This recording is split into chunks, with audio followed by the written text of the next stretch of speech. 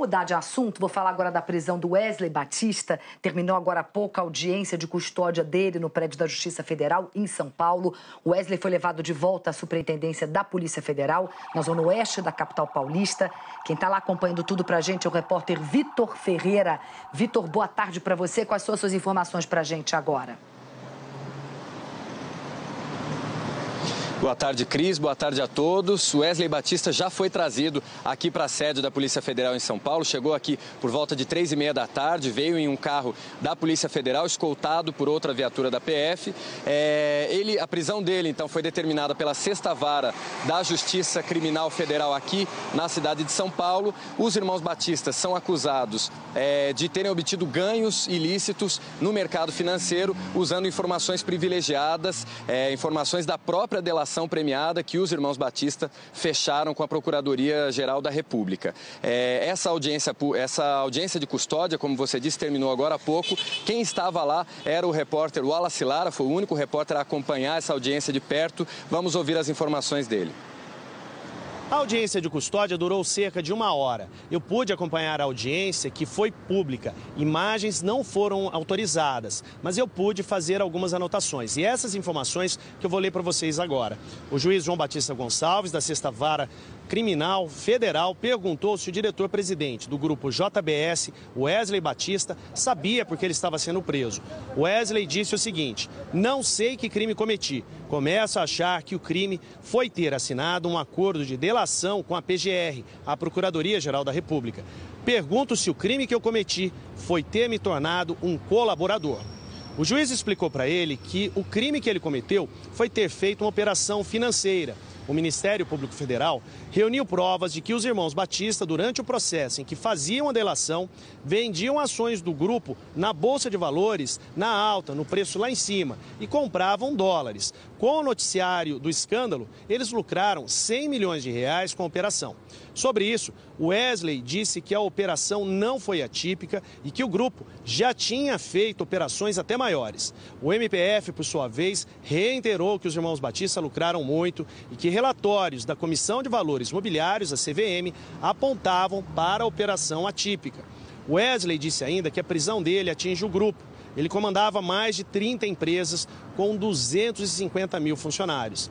Ele disse: ontem mesmo visitei o meu irmão na prisão em Brasília. Não imaginava que hoje estaria aqui. Tanto ele quanto o advogado de defesa fizeram questão de ressaltar que o Wesley não gravou nenhuma autoridade. O advogado de defesa, Pier Paolo Bottini, pediu ao juiz que a prisão fosse reconsiderada ou convertida em domiciliar. O juiz não aceitou o pedido. Alegando problemas de segurança, a defesa pediu para que o Wesley não fosse levado para uma penitenciária, mas que permanecesse na carceragem da Polícia Federal no bairro da Lapa, na zona oeste de São Paulo. O MPF aceitou esse pedido e o juiz autorizou.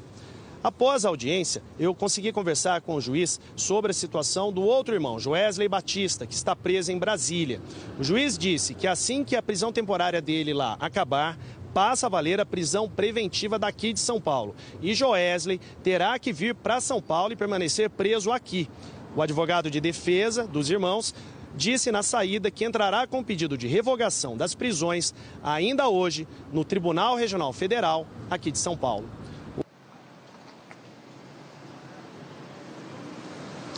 A prisão de Wesley Batista, feita hoje, não tem nenhuma relação com a prisão de Joesley Batista, feita no domingo. Embora Joesley também tenha sido alvo de mandado de prisão preventiva, determinado aí pela 6ª Vara da Justiça Criminal Federal aqui do estado de São Paulo. A prisão de Joesley no domingo foi uma determinação do ministro Edson Fachin, do Supremo Tribunal Federal, em função do descumprimento, segundo o ministro Fachin, do acordo de delação premiada que Joesley, Ricardo Saldi e a JF fizeram com a Procuradoria-Geral da República. Hoje a operação é na primeira instância, na Justiça Federal aqui de São Paulo, a respeito aí desses ganhos ilícitos que o Wallace Lara informou pra gente. O Wallace também conversou com a Procuradora da República, do Ministério Público Federal, a Procuradora Tameia Danelon, e com o advogado de defesa Pier Paolo Bottini. Vamos ouvir os dois. Ele está sendo preso porque ele cometeu um outro crime, juntamente com o irmão dele, o crime chamado de insider trading, que é o uso de uma informação privilegiada para obter lucros no mercado financeiro. Então, qual foi a informação privilegiada que eles tinham acesso? Os próprios termos da colaboração premiada.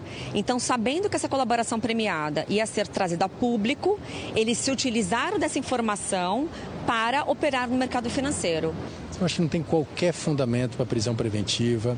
Ele se apresentou, ele prestou esclarecimentos sobre esses fatos, ele juntou documentos, ele sempre colaborou com a justiça.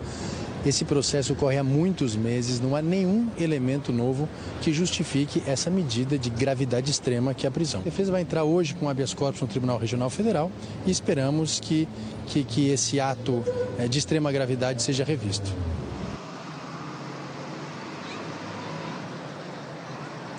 Bom, a operação da Polícia Federal feita hoje para prender Wesley Batista é a segunda fase da Operação Tendão de Aquiles. A primeira fase foi no dia 9 de junho, teve aí mandados de busca e apreensão e também de condução coercitiva para apurar, então, esse crime financeiro do qual o Joesley Batista e o Wesley Batista são acusados. O Wesley Batista foi trazido para cá por volta de 8 horas da manhã. Quem estava aqui era a repórter Paula Araújo. Vamos ver a reportagem. Ainda era madrugada quando os carros da Polícia Federal começaram a percorrer as ruas de São Paulo. A casa de Wesley Batista foi um dos destinos. Por volta das 8 horas da manhã, ele chegou à sede da Polícia Federal.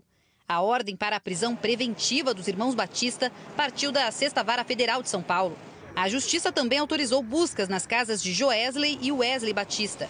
Na justificativa apresentada, o juiz João Batista Gonçalves diz que a decisão foi por conveniência da instrução criminal e para garantir a ordem pública, já que Joesley e Wesley Batista continuam à volta com as atividades ilícitas, mesmo após assumirem no Supremo Tribunal Federal o compromisso de interrompê-las.